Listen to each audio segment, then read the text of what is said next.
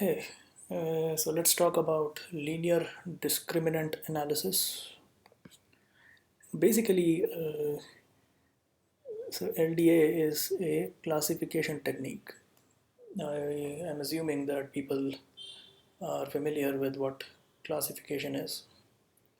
So in this video, we are going to talk about the intuition and some of the mathematics behind linear discriminant analysis. Okay. So there are a bunch of conditions that need to be satisfied for LDA. First of all, now of course the target variable is discrete. So your y is discrete, but your independent variables, which is your x, that has to be continuous. If you have multiple, uh, if you have multiple independent variables, then all of them have to be continuous. And in fact, the statistical derivation of the formulae that are used in LDA assume that the independent variables come out of Gaussian distributions. So if you have multiple independent variables, then they come out of a multivariate Gaussian distribution. So let's get into the intuition behind LDA. I mean, there are several ways in which this can be visualized, but I think if you search the internet, the most common way you will see is kind of, projections. They talk about projections and, separating the means as much as possible. I will get into a different kind of derivation. It's a different kind of an intuition, more a statistical intuition. Let's take a look. All right, so let's say that you have a data set, and so there are two classes. Your target variable has two classes, +1 and -1. So here you can see if you plot the density, the probability density of your x for the two classes. Let's say that it looks like this. So if you take all your samples where your y is -1 and then you plot the density of x, and here you take all the cases where your y was +1 and then you plot the density of y, so you'll get this red and this blue density plots. Okay, so they're both Gaussian. Now what we assume here is that the means, the conditional means, meaning the mean of the Gaussian distribution when y is equal to -1 is different from the mean when y is equal to +1. So in this particular case, it is, I think, 2 and 10. So when y is equal to -1, the mean is 2, and when y is equal to +1, the mean is 10. The second thing we assume is that the variance in both the classes is the same. Okay, so they have a common variance. Actually, there is a case where the variance can be different, but in that case, it no longer remains a linear discriminant analysis. It becomes what you call a quadratic discriminant analysis. In this particular video, we are going to stick to linear discriminant analysis. I apologize for the noise around me. Can't do much about it. Okay. So now suppose I give you a new sample of x and I want you to tell me which class it belongs to. So intuitively, it will make sense for you to say that if x is closer to this center, this mean, 10, then I will call it a +1. And if x is closer to this mean, I will call it a -1. Okay, so I can put that formally in this way. So y is equal to +1 if the absolute distance of x from the mean of +1, mu +1, which is this, is less than the absolute distance from the mean of -1.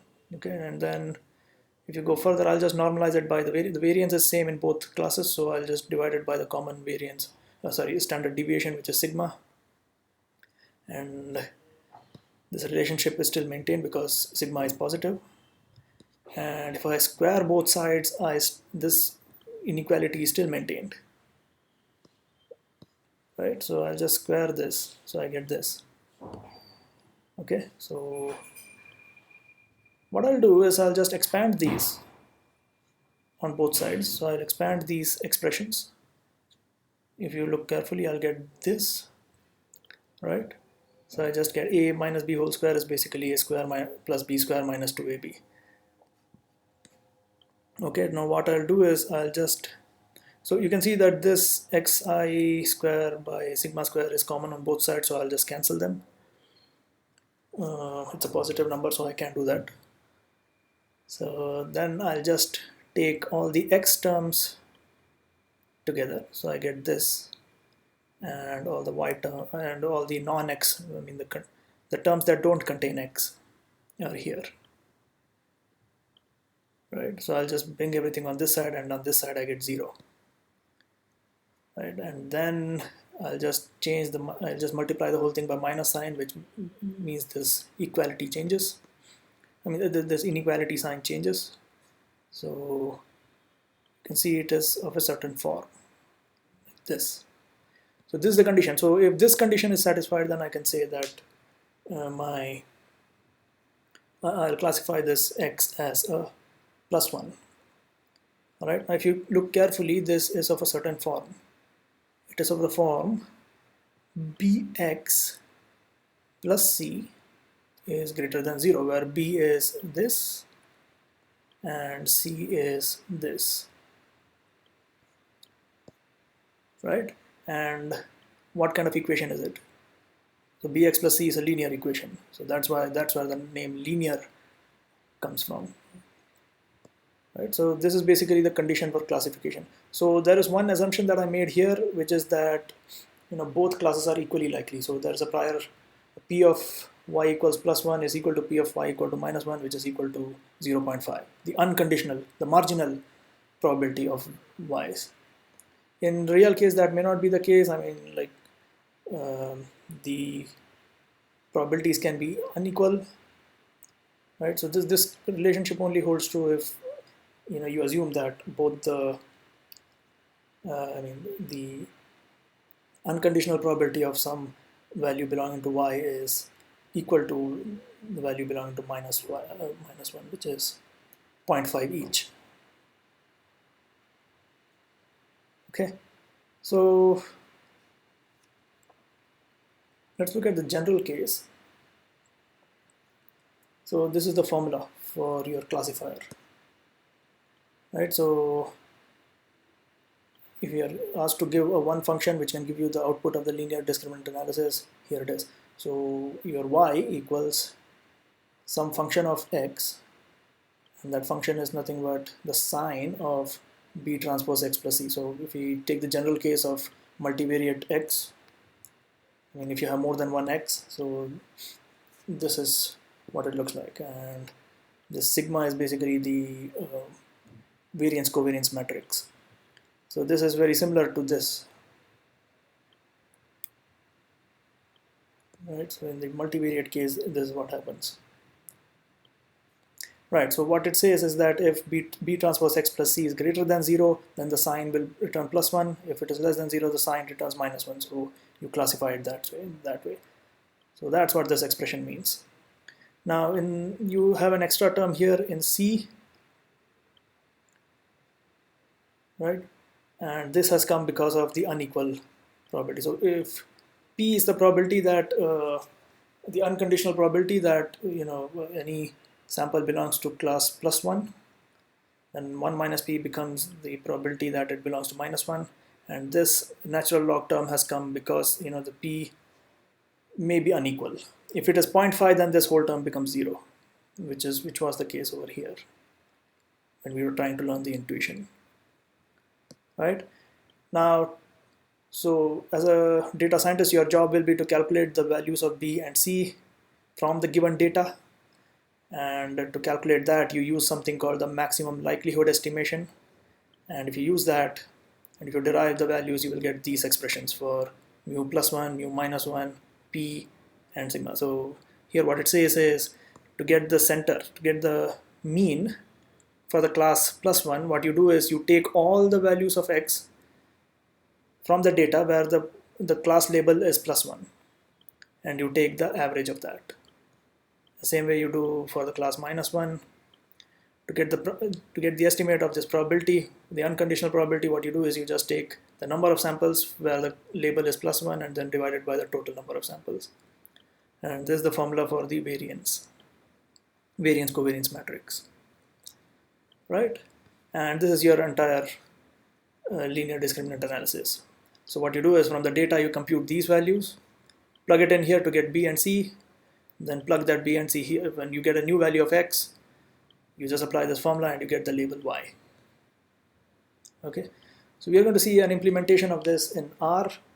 So R already has a package called mass, which has the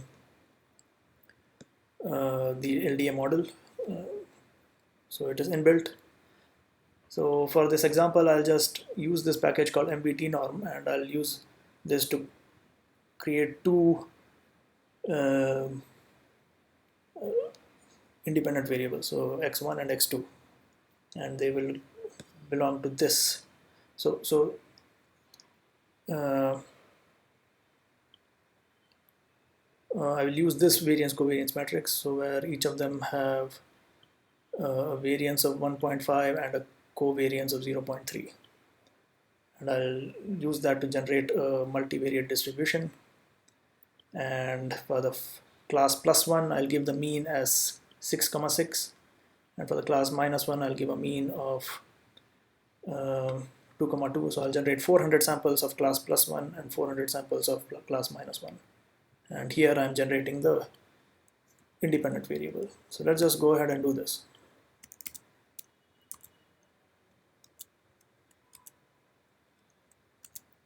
So in this particular case, the value of p is 400 by 1000, which is 0.4. Now I'll just bind all of this into a data frame, and let's just see how this data looks like. Yeah, so this is what it looks like.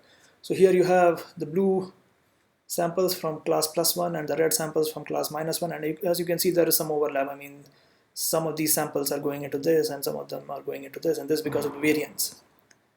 These are not constant, there is a variance involved.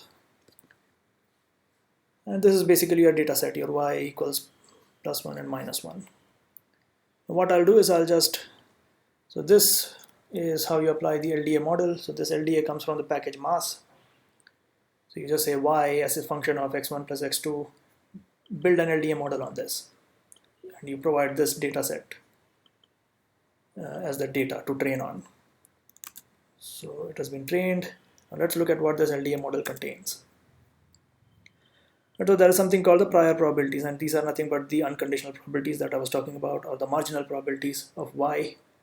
So as I said, so there are 400 samples from class plus 1 and 600 from minus 1, so your p equals 0.4,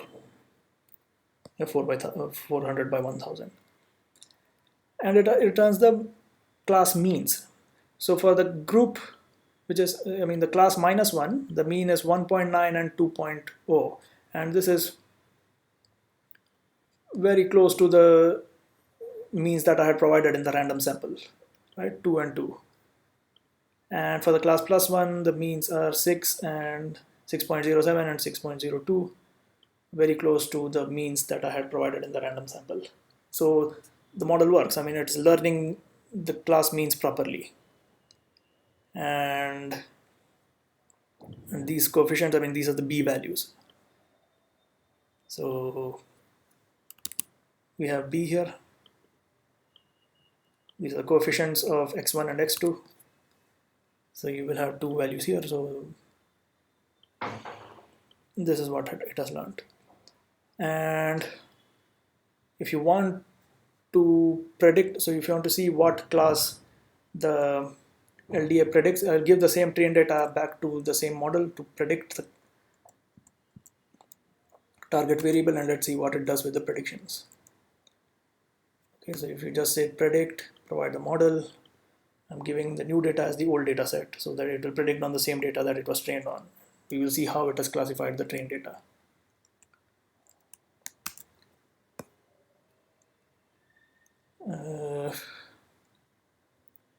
Okay, so I'm just doing some massaging here of the data. So what I'm doing is I'm creating a column which is a combination of your actual and your predicted. So I'm just pasting the actual value, the predicted value, and I'm just separating it by a comma. Now I'll plot this and see what happens. So these purple ones are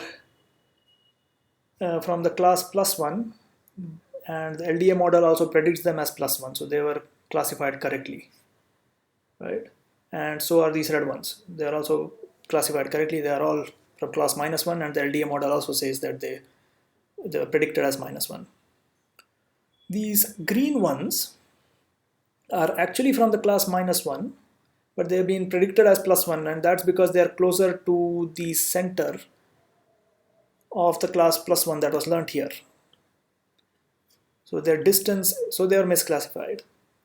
And the same problem is with these blue ones. So they actually belong to the class +1, but they are actually predicted as -1 because they are closer to this center.